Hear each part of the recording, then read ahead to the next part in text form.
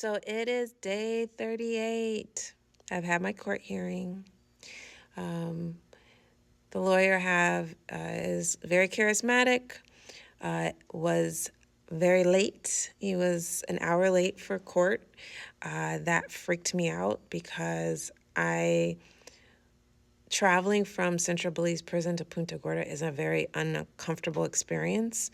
And I was like, please, God, don't make this a situation where he doesn't show up, I don't have my court hearing, I get sent back, and I have to come right back down. Please don't do this to me. There, he came in. He clearly knew the judge. He clearly knew the bailiffs and the other people there. He's been to that courtroom before. They all know him and clearly like him. So that's good, I guess, in the legal world. Being known and being liked helps their litigants.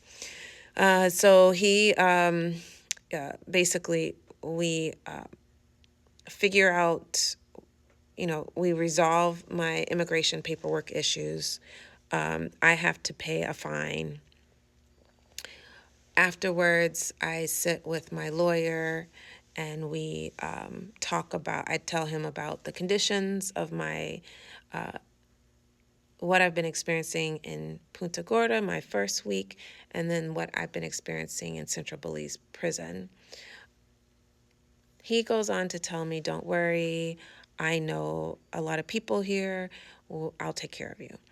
He says, as soon as your cousin sends the fee over to pay to the court, I'm going to walk right over to the immigration office, which is across the street. I'm going to get your passport, your daughter's birth certificate, and the rest of your property that is the evidence that I gave them of domestic violence and the concerning things that are happening in my family court case. I submitted a bunch of evidence. He says, don't worry, we'll go get that stuff. I will personally make sure that I can talk to some of the police officers, particularly the police officer in charge, and see if they can, until it's time for you to be brought back up to Central Belize Prison, I'm going to see if they'll be willing to bring you into the police station and keep you in one of the offices parts of the day so that you get some AC and you don't have to deal with the cockroaches. Yeah, so I get sent back feeling reassured. But yeah, none of those things that he promised happened. So that's interesting. Day 39 in a third world prison. I wake up on my cement slab and I'm a little frustrated. My lawyer was an hour late to the court hearing. In addition to that, he made a bunch of promises that did not happen. For one, he told me that after he was done with his court cases, because he had other people to represent at the court that day, he was going to come by my cell and visit me and check on me. That never happened. Later on day 39, I learned that he never paid my fee to immigration and got my paperwork. A court clerk came by around 3 p.m., so it was like the day was almost over, and said, hey, is your lawyer going to pay that fee? We aren't going to send you back to Central Prison until we get that fee. So we're going to keep you in this outdoor jail cell that other people keep animals in. I added that part. She didn't tell me that. I was a little thrown off because, again, I'm sleeping on concrete. And last night, in the middle of the night, they brought in a new prisoner. The male prisoners share a cement wall with me. And on the other side of the cement wall, it's a lot larger, the men's side. They have about, I don't know, you can't get a good, I think there's like 3 jail cells in there. And one of them got brought in, a new one got brought in that night, and he was cursing and raging from 11:30 p.m. at night until 12 p.m. in the afternoon. So I got no sleep. So to hear that he didn't do anything he promised was alarming and frustrating because I was in a very uncomfortable environment. I asked the court clerk, please call my lawyer, please call my lawyer. So she's like, yeah, no problem. I have him on my cell phone. So she calls him, and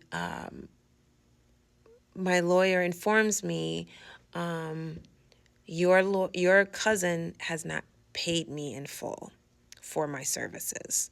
So I am not going to give the court the fee until I get fully paid, like my entire bill is paid off. I was a little thrown off because I don't think that was the agreement. This was something he just added on. It was something new. That wasn't an issue before. But all of a sudden he was like, I have the fee. I'm not giving immigration or the courthouse the fee, and I'm not going to go to immigration and get your paperwork until I get the remaining balance. Your cousin only paid half the bill.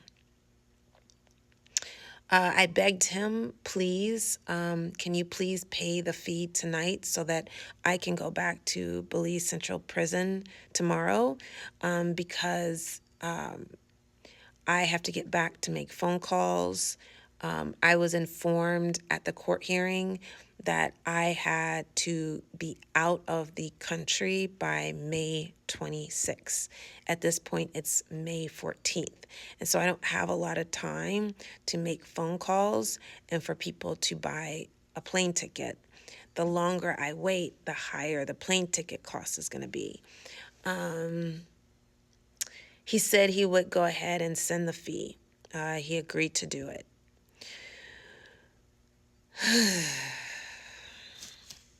Day 40 in a third world prison.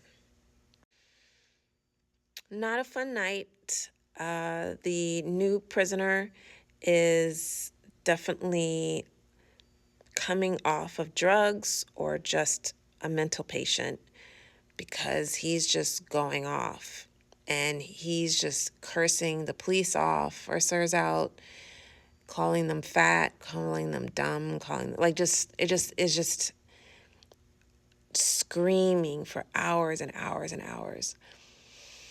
And this is his second night here. I wake up, not a great night, a second night of no sleep. The court clerk comes by, looks over at me and says, I didn't get a fee last night. He didn't send the fee over. I was allowed to call my cousin. I told him that the lawyer has the fee that you sent him. He's holding on to it, and he's saying he's not going to hand it over until he gets paid. My cousin tells me, yeah, we still owe him about $2,500, which is 5,000 Belizean dollars. We're getting price gouged. For our court case, it shouldn't cost 5,000 Belize dollars. So I asked my cousin, well, that woman, that advocate that I met and has been fundraising for us, where is the money from the fundraiser? There should be enough money to pay this lawyer. My cousin informed me that she's not giving them the money, and we just got to keep moving. He said he's asking other family members to pitch in money to pay the legal fees. I tell him, please tell my cousins, thank you so much. And I'm shocked and horrified to hear that this woman that claimed to be an advocate is keeping all the money that she's been fundraising to pay my legal fees.